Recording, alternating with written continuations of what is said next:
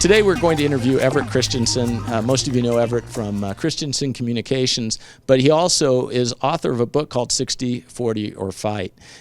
He was born with telephone company in his company blood in his veins, but he went off and did a variety of things in his career, including a university professor, HR, and psychology. He has a MA degree in psychology.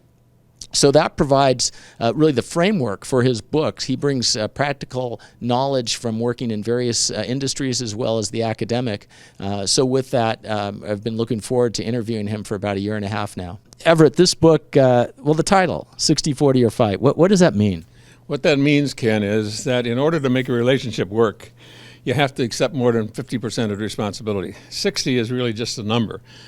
But if you're going to make the relationship work, the individual who gets involved in it should not only anticipate, but be eager to take the responsibility for more than half of the relationship to work. On the other hand, if you have to take 80% or 100% of the responsibility, then the other person isn't contributing anything. And to make a relationship work effectively, both people have to be contributors. Well, and we're here at a business conference, and you're clearly here because of your business, which is cable TV and telco. But how do the principles you talk about in your book relate to what managers, what directors, what employees would have? How does it relate to what they're doing? Well, what managers, of course, want to do is they want to motivate their people to optimal performance on the job. And in order to do that, it's important to recognize relationships. The fact that every relationship is a two-person relationship. If you look at a bunch of people in a crowd, for example, you're going to see almost no two people who look exactly alike. So it is with the environment in a relationship.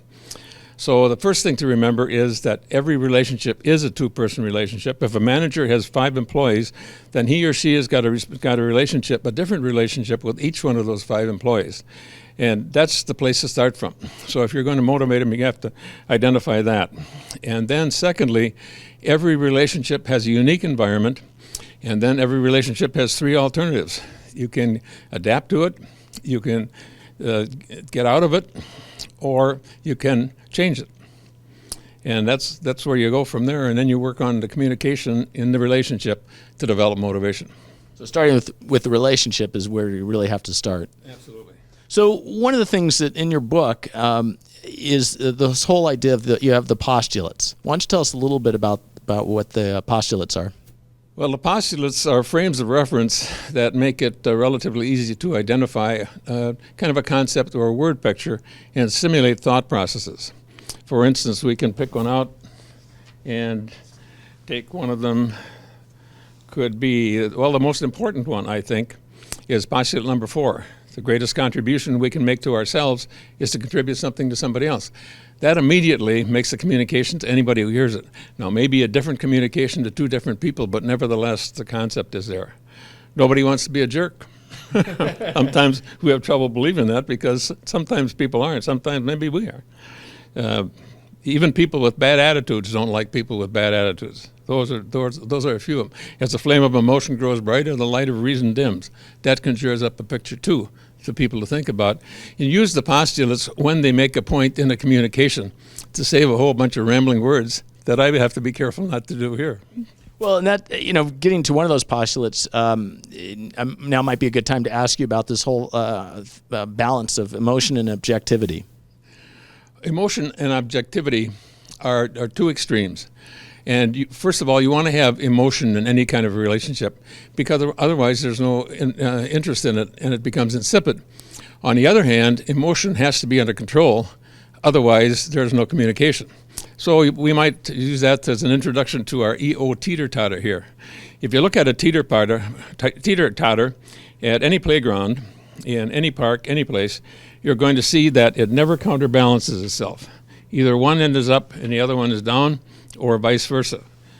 Now the concept here in emotion and objectivity is if the E is up, then by definition there is no objectivity and there's no communication.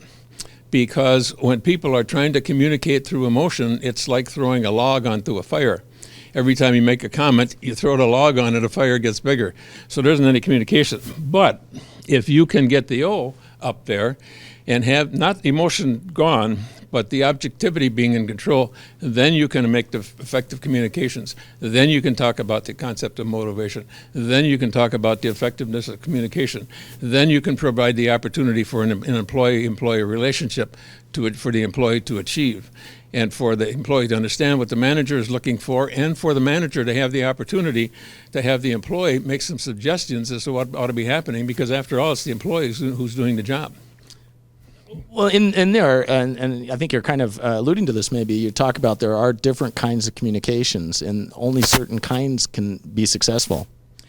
Well, basically there are two kinds of communication, verbal and nonverbal communication. And a sender, or the sender, can be doing either one. It can be a verbal communication in which he or she is saying something, or it can be a nonverbal communication in which he or she is doing something. The recipient, on the other hand, is getting a nonverbal communication so long as he or she is listening to what or watching what the sender is doing. And the ultimate communication is what the recipient hears or thinks is intended by the verbal or nonverbal communication. So if I say one thing to you and you hear or think you perceive something else, then the communication I made is what you perceive. So that's why you want to have the verbal and the nonverbal communication of the sender and receiver in concert rather than conflict, so that the communication that you want to have made is made. Otherwise, you have people with two different totally planes of thought, I suppose. Give me an example. Somebody walks, let's say the boss walks into work in the morning, and the employee says, "Morning, how are you this morning?" And the boss says, well, maybe he's preoccupied with something, meaning the boss, that happened at home or on the way to work or whatever. But typically the nonverbal communication that he's making is, "I don't have time to talk to you, you're not important." That's typically the perception of the receiver. And of course, that's not the communication that the sender wants to make. Well, and that leads to kind of the whole, and one of the themes of this trade show is there's an app for that, but the whole idea of using electronic communications as kind of an alternative. What sort of challenges does that present? Well, that is a very difficult question because here again, you're depending upon, when you got electronic communications, of course, depending again what kind it is, but oftentimes there isn't any opportunity for feedback. And so you're kind of guessing on what you're sending across. So sometimes you want to have a test audience before you get into that. So see if you're getting the message across that you want to through the electronic device. So from a just a standpoint of why do relationships fail? What can you do to prevent that sort of thing?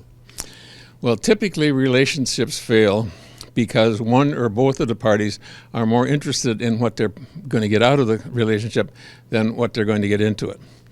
I suggest that in one of the postulates that the most important person in the world to anyone is themselves. Why?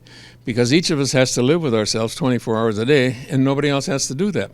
So we better be important to ourselves to begin with. But having gone beyond that, we can say, well, then I'm going to be selfish, and that's true. But there are two kinds of selfishness.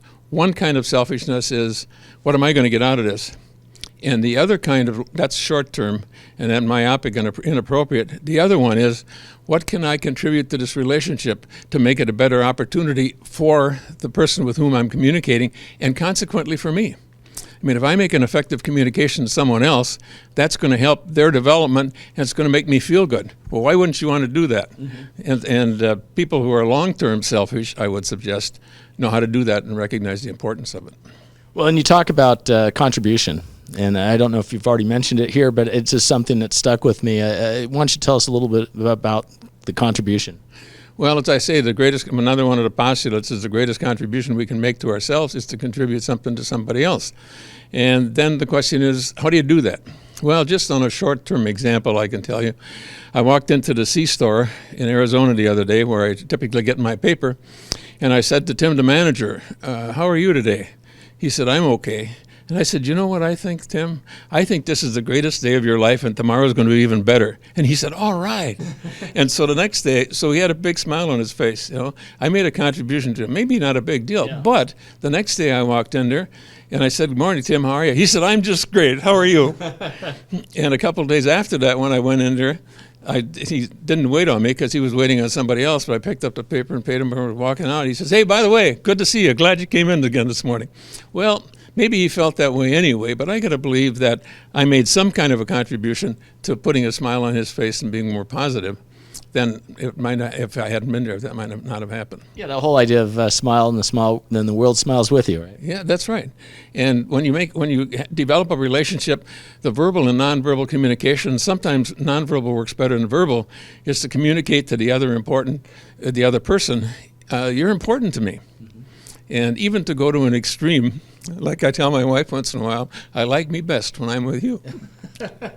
I like that line. I'll have to remember that. But so let's not have that in there so Jane will think I originated it. So you have another a bit of wisdom in here. I want to end with that. You have a password. And since we're in an electronic age, everyone has a password. What's your password? The password is, to put the whole thing together, if you want to have a good relationship, say this often and mean it too. Not what can you do for me, but what can I do for you? That's excellent, and that's a great line for anyone involved within customer service or running their business. So I hope so. Everett, thank you very much for your time. Thank you. Appreciate the opportunity.